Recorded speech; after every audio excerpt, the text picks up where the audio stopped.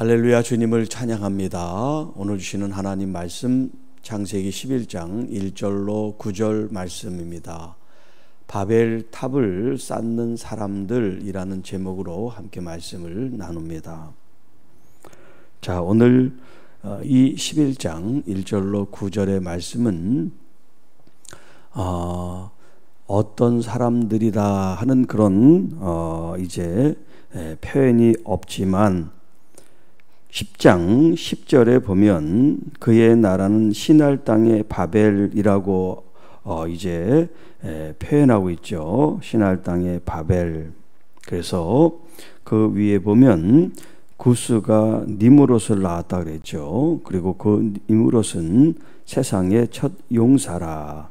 그가 여호와 앞에서 용감한 사냥꾼이었다라고 표현했죠. 자, 여기서 여호와 앞에라고 하는 것은 그 여호와를 대항한다 하는 그런 의미가 있다고 설명을 드렸습니다. 자, 그런 니므롯이 성읍과 탑을 쌓는 일을 하는 거예요. 물론 그 사람이 혼자 하는 게 아니라 그 사람이 지도자로서 그 휘하에 있는 사람들을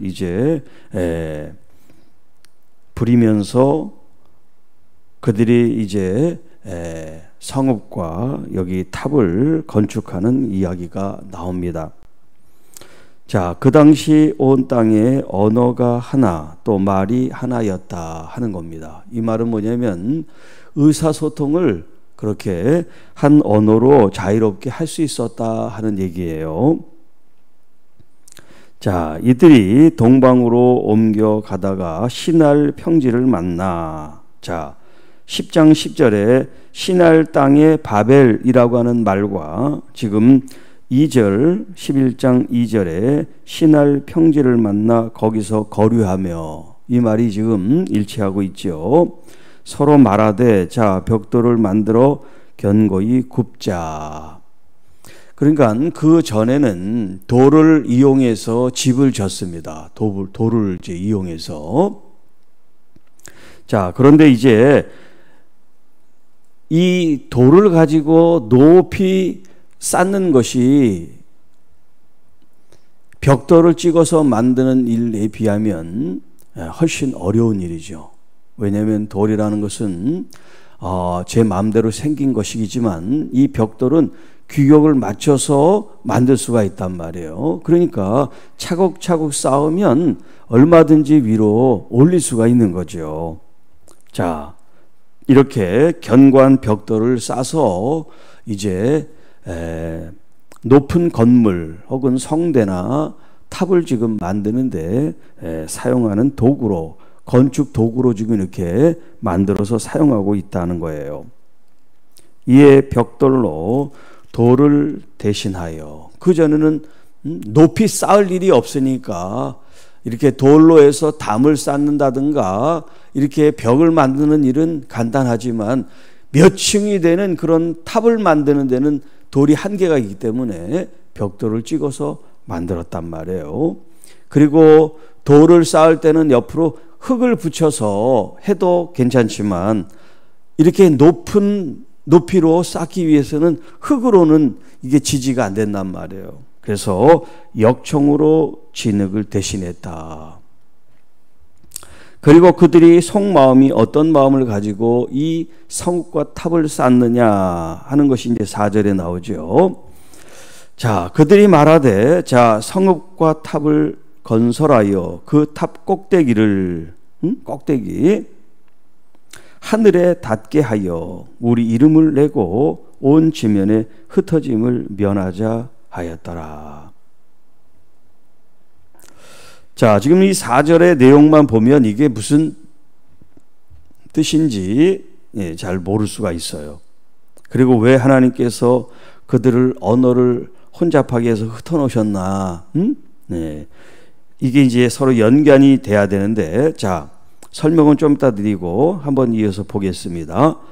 여호와께서 사람들이 건축하는 그 성읍과 탑을 보려고 내려오셨습니다. 자, 그 당시 이 무리가 한 족속, 언어도 하나.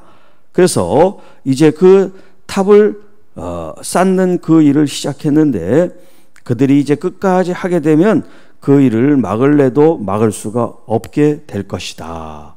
그래서 자, 우리가 지금 여호와 하나님께서 지금 말씀하시는 겁니다. 내려가서 거기서 그들의 언어를 혼잡하게 하여 그들이 서로 알아듣지 못하게 하자 하시고, 결국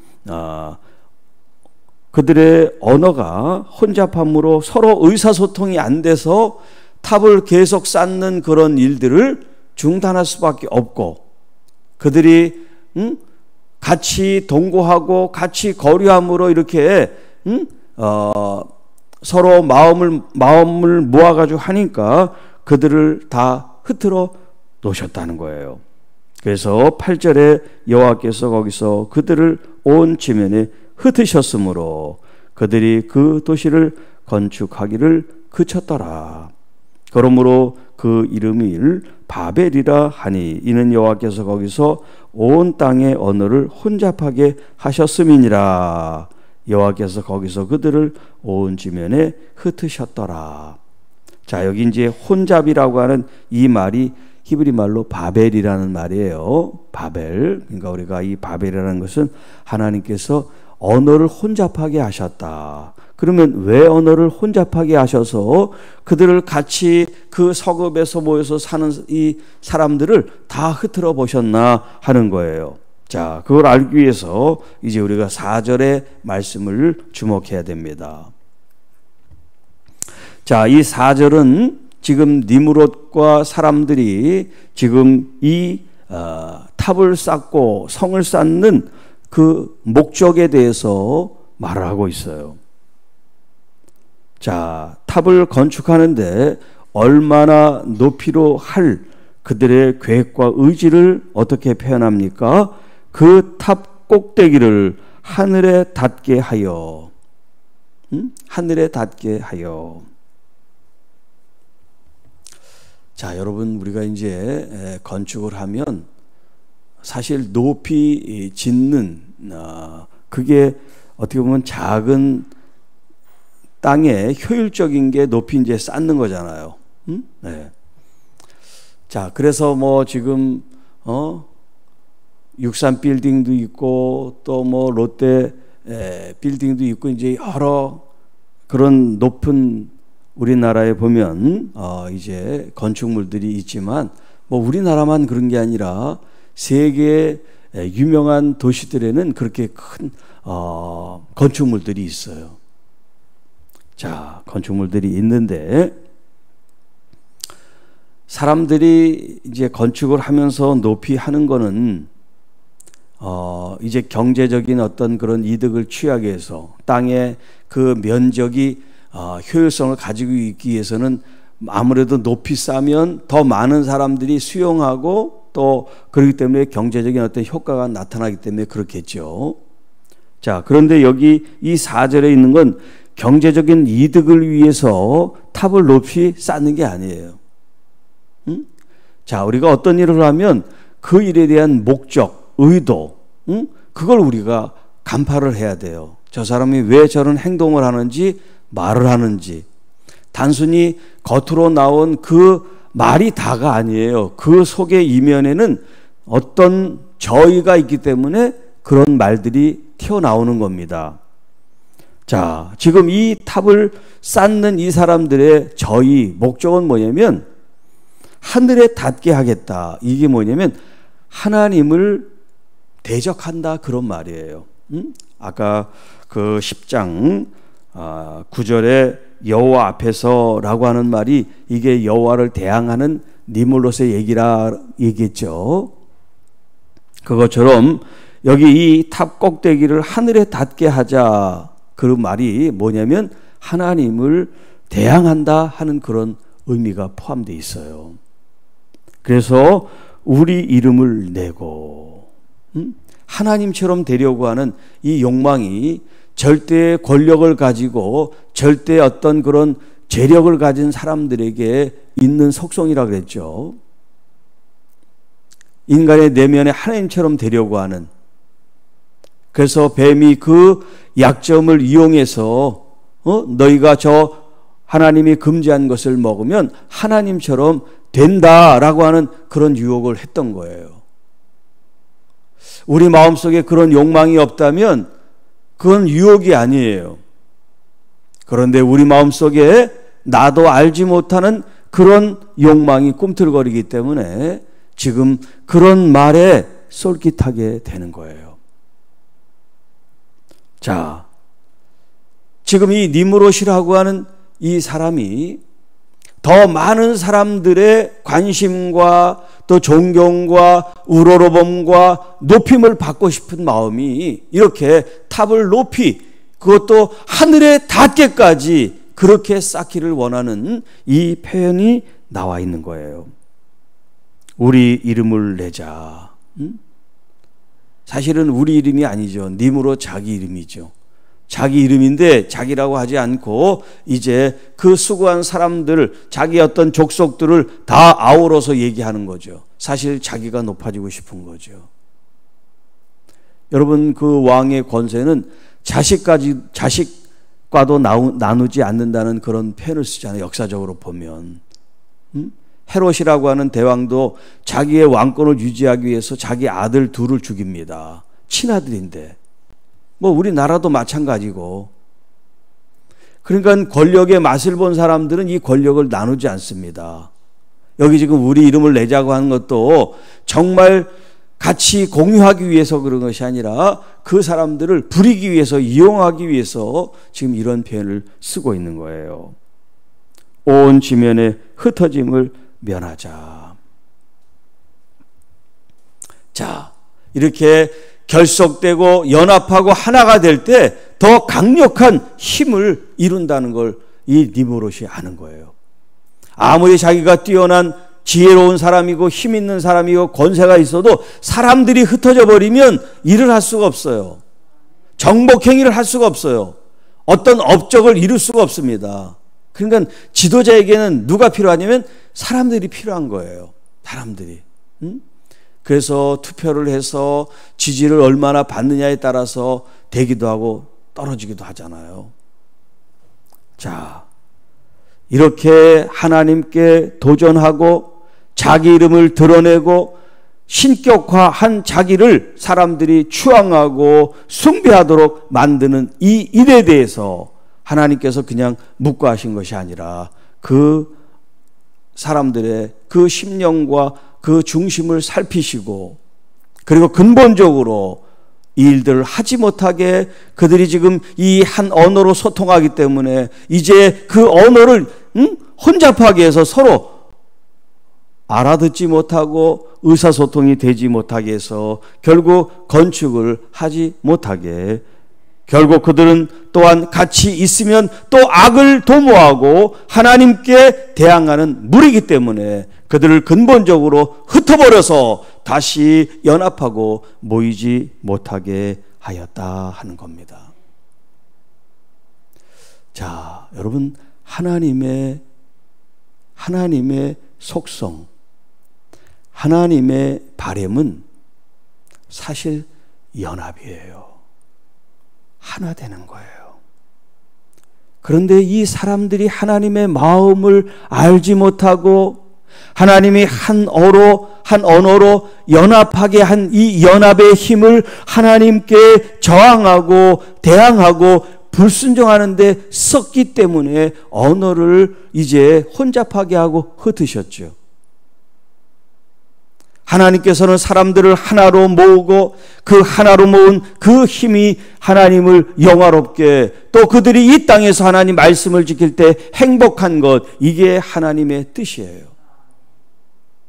그 증거가 뭐냐면 사도행전 2장에 이제 여러 사람들이 예루살렘에 모입니다. 그 여러 사람들은 것은 나라와 족속이 다른 사람들이에요.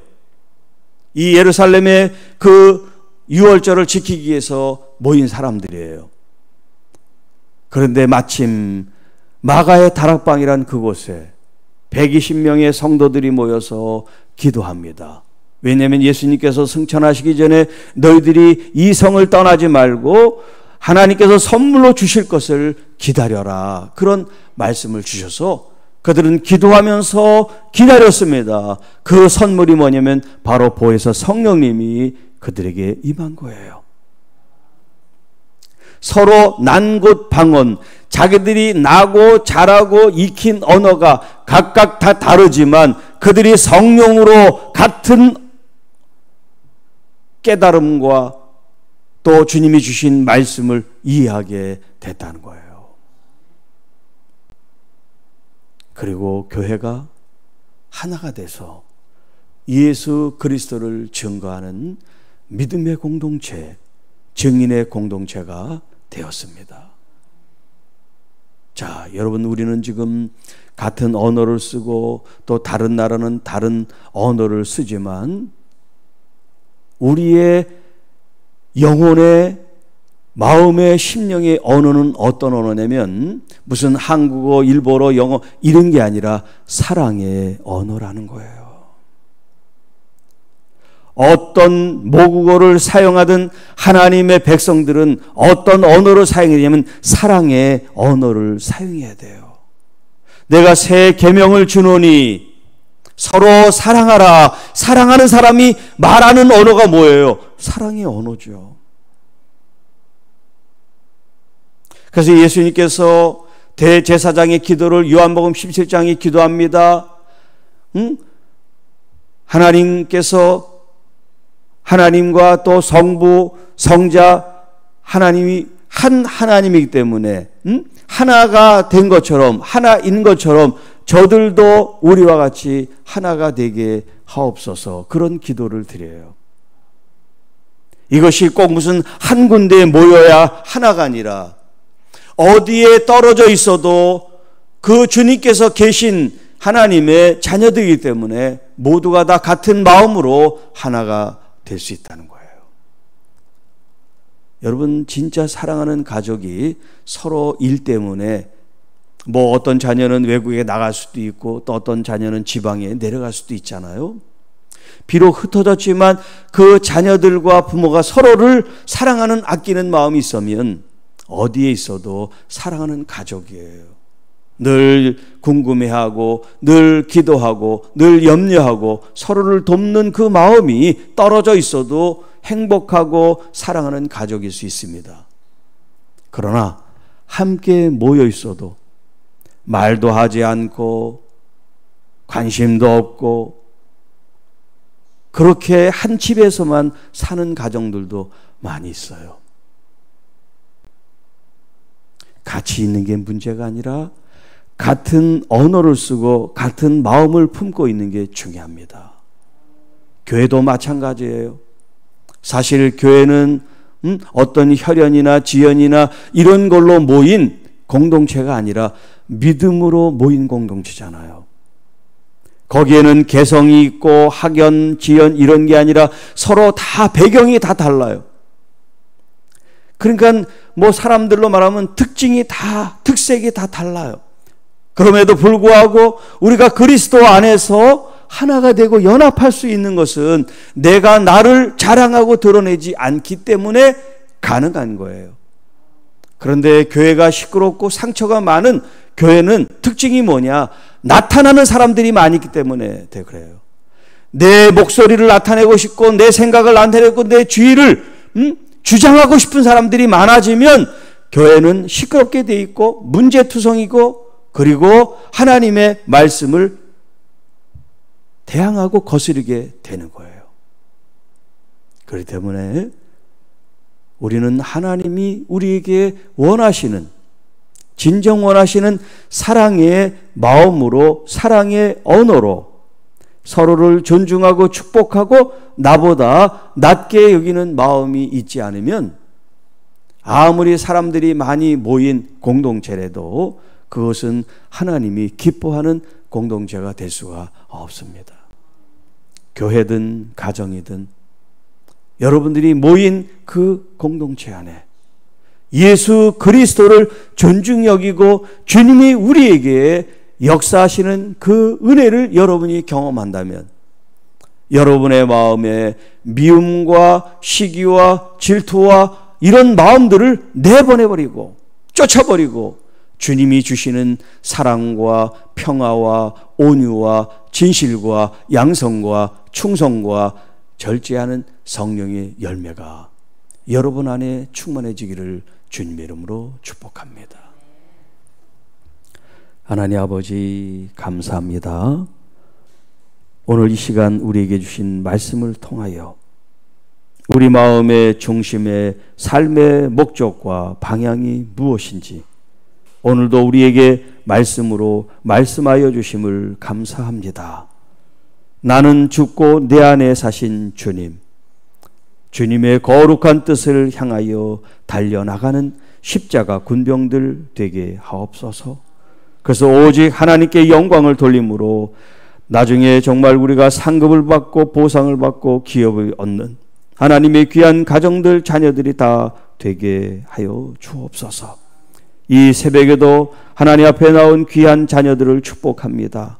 하나님, 저들을 한 사람 한 사람 머리에 안수해 주시고 기름 부어 주시고 우리의 모든 아픔과 질병과 상처와 염려와 근심들을 다 주님께 맡기며 승리하는 하나님의 귀한 자녀들 되게 하옵소서. 또 이 방송을 청취하는 하나님 모든 주의 자녀들을 지금 축복합니다. 하나님께서 늘 어느 곳에 있든지 무슨 일을 하든지 동행하여 주시고 아름다운 열매로 영광 돌리게 하옵소서. 우리 구주 예수님의 이름으로 감사하며 축복하며 기도하옵나이다. 아멘.